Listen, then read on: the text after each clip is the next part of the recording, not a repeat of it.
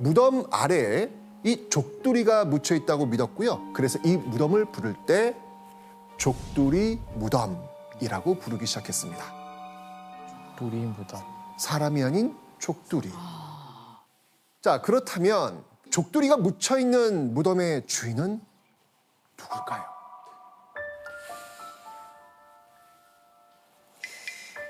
그럼 만약에 이게 뭐 왕릉 쪽이나 아니면 그쪽에 뭔가 있었으면 뭔가 그래도 유추가 가능했을 텐데 너무 저희 모르는 곳에 이렇게 계시니까. 바로 조선의 공주입니다. 공주? 네. 더 충격적인 건 조선의 공주가 오랑캐의 아내가 됐다는 겁니다.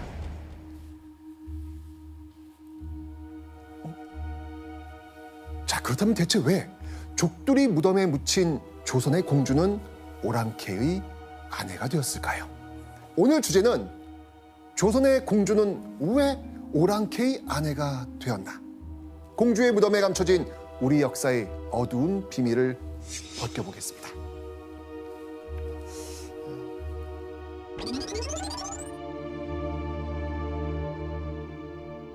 자, 이 족두리 무덤에 감춰진 비밀을 알려면요, 우선 이 사람부터 만나봐야 합니다.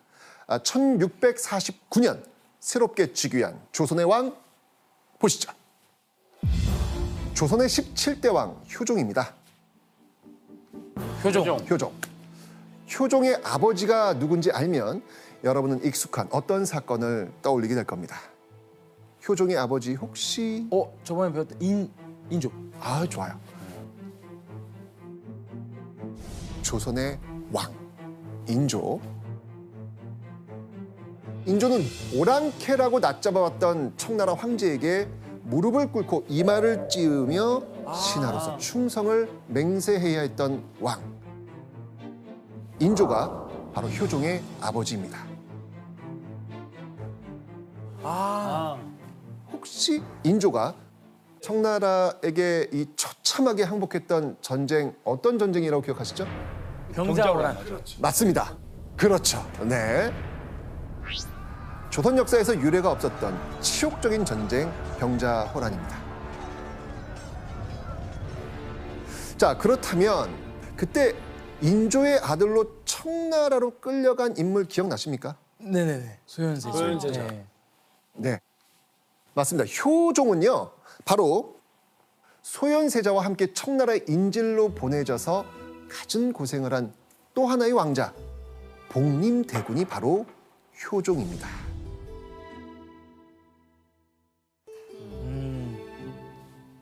그런데 이 효종이 즉위한 다음에 조선을 뒤흔드는 큰 사건이 벌어집니다. 그건 바로 청나라 사신이 들고 온 비밀 문서 때문입니다. 비밀 문서? 네.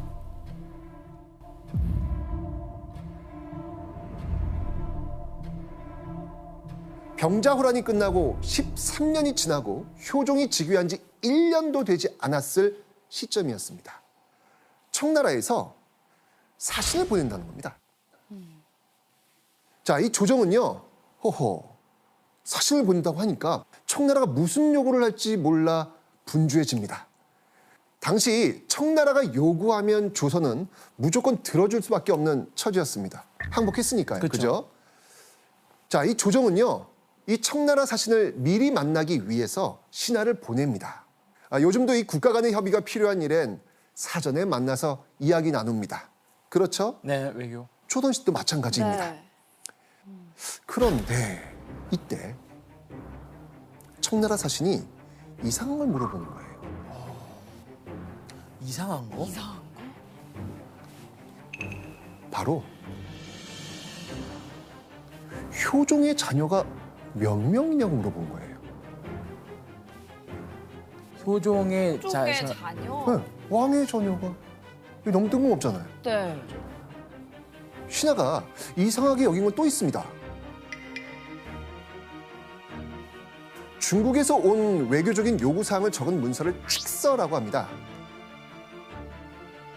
이때 청나라 사신이 가져온 칙서는 2개였습니다. 그런데 하나는 알려줬는데 다른 하나는 꽁꽁 감추고 어떤 내용인지 끝까지 알려주지 않는 거예요. 왜지? 당연히 효종도 이 칙서 때문에 걱정이 많았나 봅니다. 그로부터 4일 후 청나라 사신을 만난 신하가 돌아왔다는 소식을 듣고 서둘러 신하를 궁으로 부릅니다. 그리고 당시 상황이 어땠는지 자세히 물어보죠.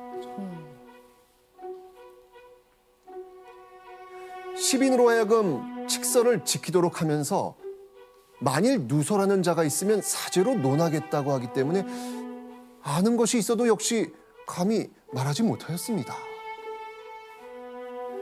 10명이나 지키겠다고? 청나라는 무려 10명이나 그 칙서를 지키게 하고 만약 비밀이 새어나간다면 사죄, 즉 사형으로 다스리겠다고 이야기한 겁니다. 아무도 말을 못하죠. 그러니까요. 엄청 중요한 뭐가 있는 건데. 아유, 복잡해지는데요. 자, 그런데 여러분, 효종은 정말로 어떠한 정보도 없었을까요?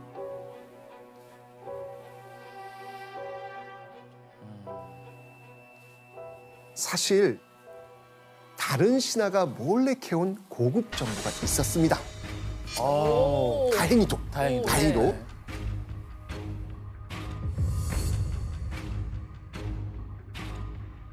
바로 이 칙서를 쓴 사람이 누군지 알아온 겁니다. 칫솔을 쓴 사람? 네. 자, 이 칙서를 쓴 사람 대체 누굴까요? 거의 도르고.